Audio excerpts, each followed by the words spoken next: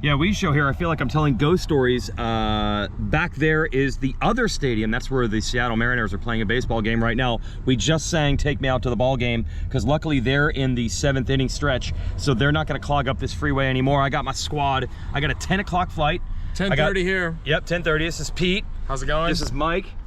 And this is Benny, in good hands here. Benny at the wheel of our rental CRV. All 4 of us trying to get red-eye flights. Look, this is the difference to me being home at 3 o'clock tomorrow and 6 a.m. tomorrow. That's a whole day at home with the family.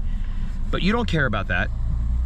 You care about what happened in the other stadium next to where the Mariners play, where the Seahawks play. And look, Pete, we didn't have to work this hard. We could have just played last year's race back on a loop because there's the same ending. To like the half a second. Dude, it was. We could have just played it back. And look, guys, I'm a liar half the time. I'm like, you know, last year was a great race between Sexton and Webb. Maybe we'll get that again.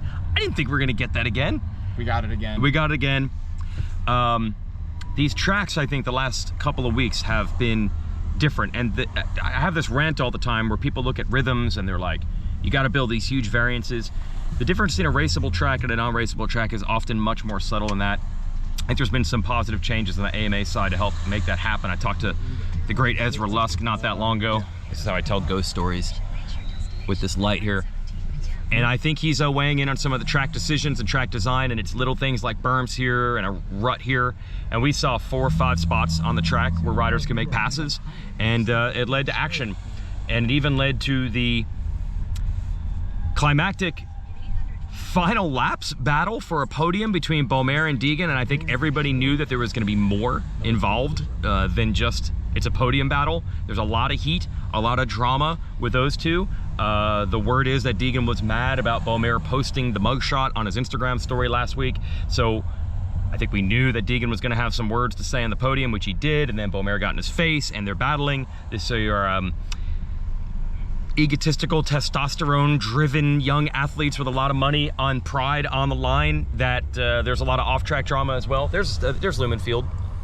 So you couldn't have teed that up better if you're looking for drama. If you hate that kind of stuff, which some do, this is unfortunately what you're going to be getting. But that's what happens when you have young personalities like that. And the fans weighed in.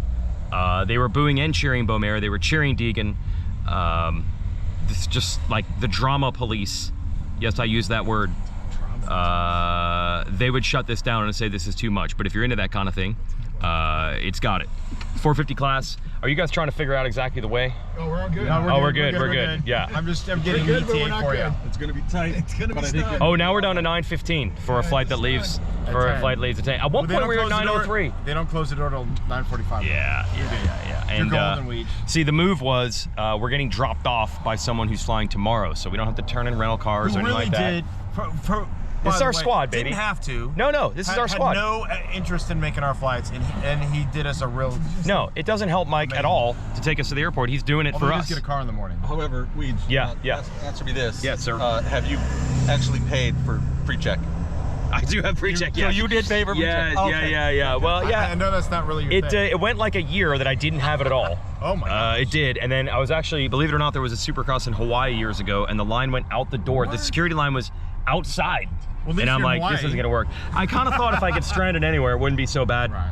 I finally got the light here figured out.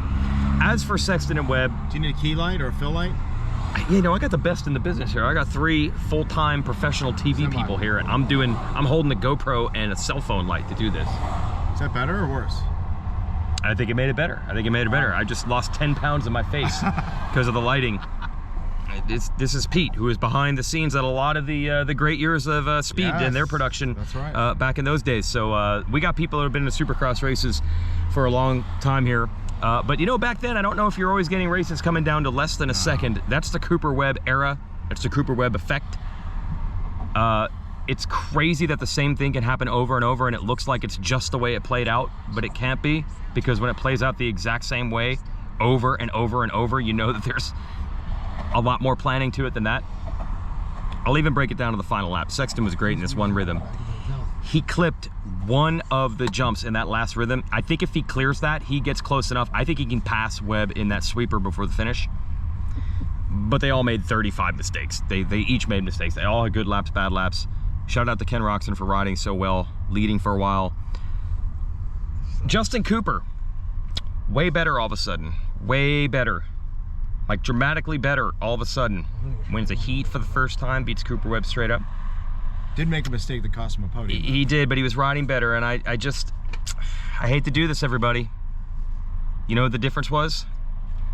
They summoned the great Justin Brayton down to the Star facility to work with Justin Cooper, and look at the difference. This is Justin Brayton's day. I get here, he says my shirts were fairly well ironed, but he took out a steamer, steamed my shirts, then did a great job hosting Race Day Live, including an hour of fill because they didn't have free practice. And by the way, I helped Justin Cooper ride better than he ever has with like one day at the Star facilities. Just another day for Justin Brayton, everybody. And my rental car, which I can't return, I gave it to him. He was smart enough to say, I won't take my rental car this weekend, so I can return yours on Sunday morning. I have a question. Yes, sir, Pete. Where does Justin Brayton and Justin Cooper rank in the list of all-time great Supercross Justins? The Barsha Brayton thing would be tough. Barsha Brayton would be and tough. as much as it pains me, Barsha's won more races, so I'm going to give him the edge. But now Justin Cooper, he's going to start ratcheting up those Justin charts. That's your podium. Yeah, he's going to, but yeah, maybe Brayton won't want to help him too much. No. Doesn't want to be the you third imagine? best Justin. Yeah. All of a sudden you got a bronze medal and you're like, ooh. He beat Justin Cooper beat Cooper Webb straight up in heat, and then even hilariously, Justin Cooper gave the finger guns to Webb, jokingly, and then Webb gave the finger guns over the finish to Sexton, probably not quite as jokingly. It's just amazing. Again, the drama police, they're gonna have to shut this down. You can't ask for much more than this. We don't even have the Lawrences and Eli Tomac here, and it's great. 9:17 is now our anticipated arrival time to the airport, and I got a 10 o'clock flight. Let's see what happens. Thanks to Race Tech for backing these shows. I didn't even do one after Birmingham. You didn't want to see me sitting in my office last week. I mean, it'd literally just be me talking into a camera with no other real info. That would be a terrible show, wouldn't it? Just me talking into a camera. So Race Tech will get you back with a bonus show at some point during the year, and stay tuned to see if I make my flight.